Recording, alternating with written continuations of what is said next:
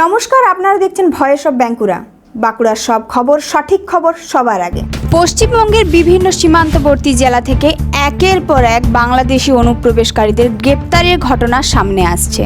সূত্রের খবর অনুযায়ী বিএসএফ এবং রাজ্য পুলিশের যৌথ অভিযানে উত্তর 24 পরগনা, নদিয়া, মালদা, মুর্শিদাবাদ ও দক্ষিণ 24 পরগনা জেলা থেকে অন্তত 25 থেকে 30 জন বাংলাদেশি নাগরিককে গ্রেপ্তার করা হয়েছে। গ্রেপ্তারকৃতরা অধিকাংশ ক্ষেত্রেই জাল পরিচয়পত্র ব্যবহার করে ভারতীয় নাগরিক সেজে রাজ্যের বিভিন্ন প্রান্তে নির্মাণ কাজ, গৃহ পরিচারিকা, হোটেল কর্মী এবং দিনমজুরের কাজ করছিল। কিছু ক্ষেত্রে এরা বেসরকারি সিকিউরিটি কোম্পানিতেও চাকরি পেয়ে গিয়েছিল।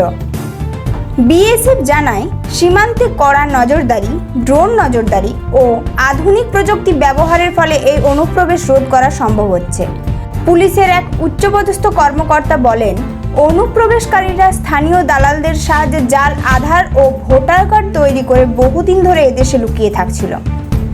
রাজ্য সরকার ও কেন্দ্রীয় স্বরাষ্ট্র মন্ত্রক যৌথভাবে সীমান্ত নিরাপত্তার জোরদার করছে।